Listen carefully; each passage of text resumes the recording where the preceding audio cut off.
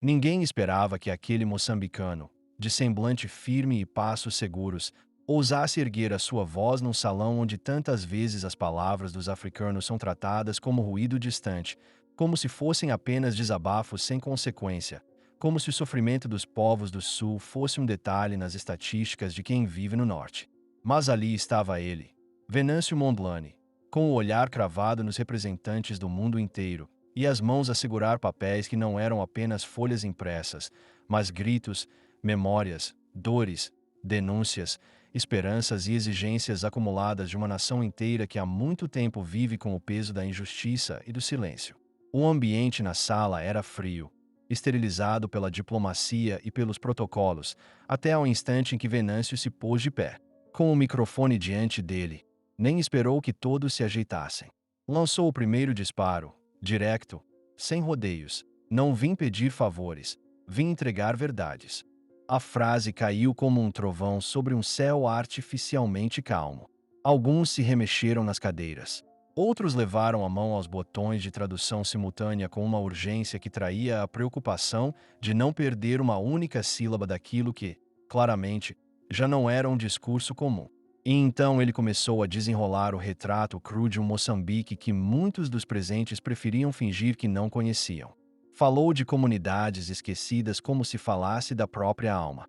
Falou de jovens sem escolas, de doentes sem hospitais, de bairros inteiros onde o único futuro é fugir ou morrer. Falou de jornalistas que desapareceram sem deixar vestígios e de ativistas que ainda vivem, mas já não dormem. E enquanto ele falava, a sala parecia mudar. Já não era apenas mais um encontro de cúpula, era um tribunal.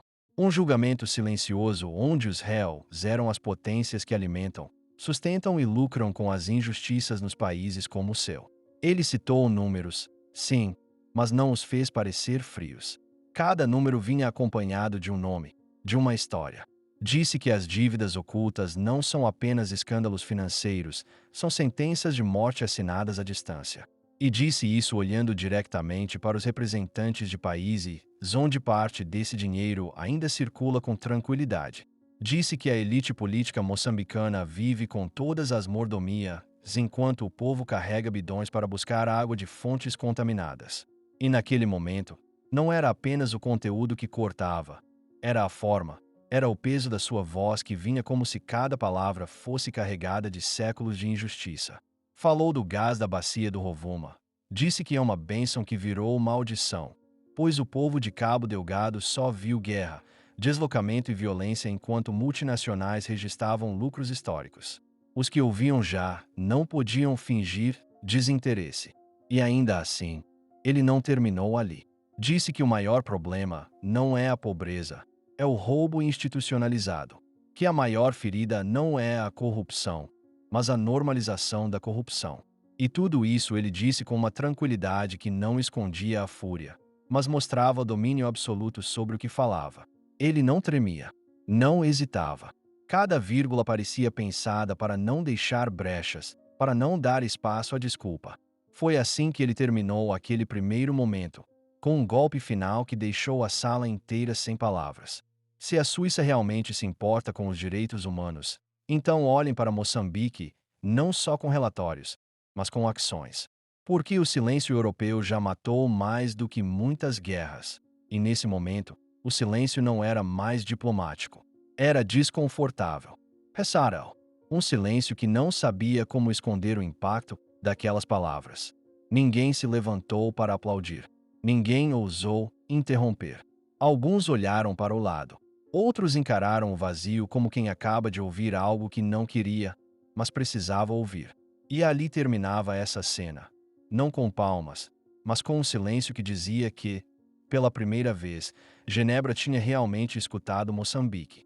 Depois daquele silêncio cortante que se seguiu às últimas palavras de Venâncio, o ambiente em Genebra não voltou ao mesmo.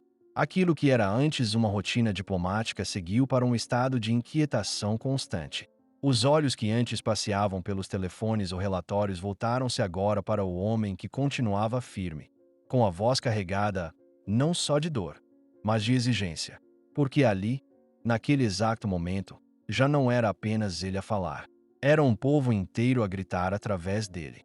E foi com essa mesma firmeza que Venâncio retomou a palavra, agora não apenas para denunciar, mas para propor, para desafiar, para obrigar cada ouvinte a se posicionar. Disse que Moçambique não precisa de piedade, precisa de justiça. Disse que o mundo não pode mais fingir neutralidade quando há crimes sistemáticos acontecendo. Foi quando lançou uma pergunta que ninguém quis responder. Qual é o preço da vossa neutralidade? Porque aqui, para nós, custa vidas. A frase pesou como uma rocha. E ele não parou. Disse que os acordos assinados com multinacionais foram feitos sem o consentimento do povo, sem o respeito pelas comunidades afetadas, e que enquanto as empresas extraem recursos, as populações são empurradas para a miséria mais profunda. E nesse momento, ele abriu um dossiê. Nele, nomes. Nele, datas. Nele, documentos. E então começou a citar caso por caso, cada contrato assinado à sombra do povo, cada quantia transferida para contas desconhecidas, cada promessa de desenvolvimento que se transformou em desalojamento. Os rostos na sala já não escondiam o desconforto. E não era apenas por causa da denúncia. Era pela clareza, pela preparação, pela firmeza que vinha da boca de alguém que não estava ali a improvisar, mas a representar. Venâncio chamou atenção para o papel da Suíça como abrigo financeiro para capitais desviados de Moçambique.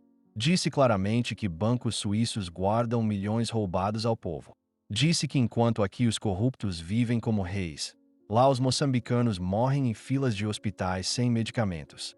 E exigiu: a Suíça tem obrigação moral e histórica de colaborar com investigações internacionais e repatriar esses fundos. Não estamos a pedir, estamos a exigir. E foi neste exato ponto que ele ergueu a voz de forma inquestionável, sem grito, mas com força que fazia a alma estremecer. Não há desenvolvimento sustentável enquanto os criminosos continuam impunes. Não há reconciliação possível enquanto os que roubaram dormem em paz, e os que foram roubados dormem com fome. Nesse instante, a narrativa mudou completamente. Já não era uma súplica africana, era um ultimato. Uma exigência embasada, documentada, legitimada por séculos de exploração. Venâncio deixou claro que Moçambique está num ponto sem retorno, onde ou se escolhe o caminho da justiça ou se perpetua o ciclo da opressão. E afirmou que a resistência já começou, que há vozes em cada canto do país e não vão mais se calar, e que ele, naquele momento, era apenas uma dessas vozes amplificadas. E foi aí que lançou uma proposta concreta: a criação de uma comissão internacional para a auditoria das dívidas ocultas, com membros independentes, com acesso irrestrito às contas, contratos e documentos.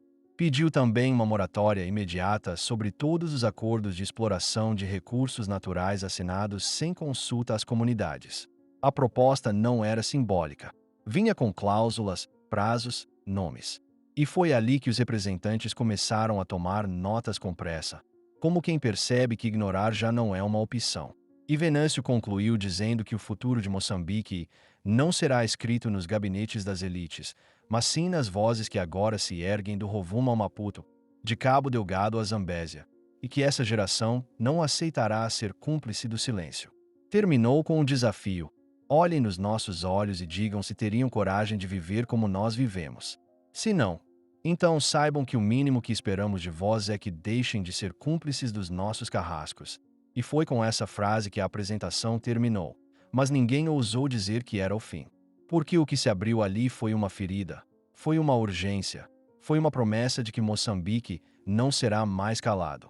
Venâncio não esperou por aplausos. Guardou os papéis, olhou uma última vez à volta e saiu da tribuna como quem sabia que plantou sementes que não serão esquecidas. E mesmo depois dele sair, o peso daquelas palavras ainda pairava no ar, a lembrar a todos que, naquele dia, Genebra não apenas ouviu, mas foi confrontada por uma verdade que já não pode ignorar.